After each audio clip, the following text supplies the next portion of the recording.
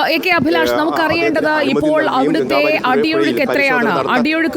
അടിയൊഴുക്കുള്ളത് കൊണ്ട് തെരച്ചിൽ തുടരാൻ പ്രതിസന്ധിയുണ്ടെന്നാണ് കർണാടക ഉപമുഖ്യമന്ത്രി DK ശിവകുമാർ കഴിഞ്ഞ ദിവസം പറഞ്ഞത്.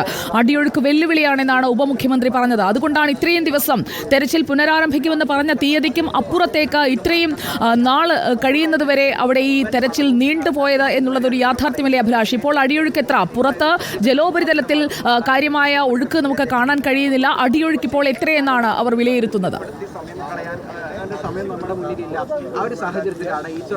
സുജയ, ഇപ്പോൾ സ്വാഭാവികമായിട്ടുള്ള ഒഴുക്ക് മാത്രമാണ് ഉള്ളത്. ഇപ്പോൾ സതീഷ് സേനി MLA പറഞ്ഞിരിക്കുന്നത് 2 നോട്ടിലേക്കാണ് ഇപ്പോൾ ഒഴുക്ക് കുറഞ്ഞിരിക്കുന്നത് എന്നുള്ളതാണ്. അതായത് അപകട നില ഇപ്പോൾ ഇല്ല എന്നുള്ളതാണ്. കാരണം പുഴയിൽ പരിശോധന നടത്താൻ കഴിയുന്ന ഒഴുക്കിൻ്റെ വേഗത മാത്രമാണ് ഇപ്പോഴുള്ളത്. അതായത് 2.5 നോട്ട് വരെയുള്ള പരിശോധന സാധ്യമാകും എന്നുള്ളതാണ് പ്രധാനപ്പെട്ട കാര്യം. അതിലും താഴെയാണ് ഇപ്പോൾ 2 നോട്ടിലേക്കും എത്തിയിരിക്കുന്നു എന്നുള്ളതാണ്. സാധാരണഗതിയിൽ ഒരു മുങ്ങൽ വിദഗ്ധന് ഈ സാഹചര്യത്തിൽ പരിശോധന നടത്താൻ യാതൊരു ബുദ്ധിമുട്ടും ഉണ്ടാവില്ല എന്നാണ് നമ്മൾ കരുതുന്നത്. അതിൻ്റെ അടിസ്ഥാനത്തിൽ തന്നെയാണ് ഇപ്പോൾ ഈശ്വർ മാൽപ്പയ്ക്ക് സതീഷ് സേനി തന്നെ മുന്നിട്ടിറങ്ങിക്കൊണ്ട് തന്നെ അനുവാദം നൽകിയിരിക്കുന്നത്.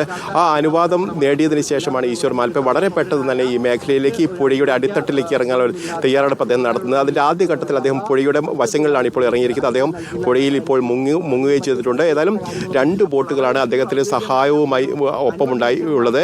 ഇപ്പോൾ പുഴയുടെ അടിത്തട്ടിലേക്ക് അദ്ദേഹം മാറിയിട്ടുണ്ട്. അടിത്തട്ടിലേക്കുള്ള ഒരു പരിശോധനയിലേക്കാണ് അദ്ദേഹം ഇപ്പോൾ പോകുന്നത് എന്നാണ്. കാരണം അദ്ദേഹം കയർ കെട്ടിയുള്ള പരിശോധനയിലേക്ക് പോകുന്നത്. അതിനു മുമ്പായി തന്നെ അദ്ദേഹം ഓക്സിജൻ വാൽവിന്റെ എങ്ങനെയാണ് പ്രവർത്തിക്കുന്നുണ്ട് എന്നുള്ള കാര്യങ്ങളൊക്കെ പരിശോധന നടത്തും. ഇപ്പോൾ അദ്ദേഹം പുഴയിൽ ഒരു സമയം 4 മണി കഴിഞ്ഞ് 20 മിനിറ്റ് ആയിരിക്കുകയാണ്. ആരൊക്കെയാണ് കരയിലുള്ളത്? AK അഭിലാഷ്, ഇപ്പോൾ ഗംഗാവാലി നദിയുടെ കരയിൽ നിൽക്കുകയാണല്ലോ. കരയിൽ ഇപ്പോൾ ആരൊക്കെയുണ്ട്? ജില്ലാ ഭരണകൂടത്തിന്റെ പ്രതിനിധികളൊക്കെ അവിടെ എത്തിയിട്ടുണ്ടോ?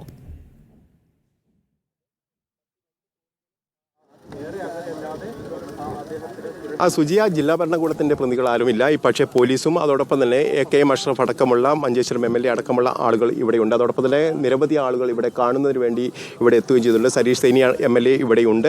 അത്തരം ആളുകളുടെ സാന്നിധ്യത്തിലാണ് ഇപ്പോൾ തെരച്ചിൽ നടത്തുന്നത്. ഇവരുടെയൊക്കെ അനുവാദത്തോടു കൂടിയാണ് ഇപ്പോൾ ഈശ്വർ മാൽപ്പെ പുഴയിലേക്ക് ഇറങ്ങുകയും ചെയ്തത്. പോലീസിൻ്റെ ഭാഗത്തുനിന്നുള്ള കുറച്ച് പോലീസുകാർ മാത്രമാണ് ഇവിടെയുള്ളത്. അതോടൊപ്പം തന്നെ ഇത് കാണാനെത്തിയിരിക്കുന്ന സമീപവാസികളായ ആളുകളും അതോടൊപ്പം തന്നെ ദേശീയപാതയിലൂടെ സഞ്ചരിക്കുകയായിരുന്ന കുറച്ച് ആളുകളും ഇവിടെ ഇറങ്ങിയിട്ടുണ്ട്. ഏതായാലും ഇപ്പോൾ ഈശ്വർ മാൽപ്പെ ഇപ്പോൾ പുഴയിലേക്ക് ഇറങ്ങിയിട്ടുണ്ട്. അല്പസമയങ്ങൾക്കകം തന്നെ അദ്ദേഹത്തിൻ്റെ ദൗത്യം ഈ സ്പോട്ടിലേക്ക് അദ്ദേഹത്തിന് എത്തിച്ചേരാൻ കഴിയുമെന്നാണ് നമ്മൾ കരുതുന്നത്. അങ്ങനെയാണെങ്കിൽ ആദ്യ സ്പോട്ടിലേക്ക് തന്നെയായിരിക്കും അദ്ദേഹം എത്തുന്നത്. ഇതിനു മുമ്പായി തന്നെ ഇപ്പോൾ 2 ബോട്ടുകൾ ആ മേഖലയിലേക്ക് തിരിച്ചിട്ടുണ്ട്. ആ ബോട്ടിനനുസൃതമായിട്ടായിരിക്കും അദ്ദേഹം മുന്നോട്ട് പോവുക.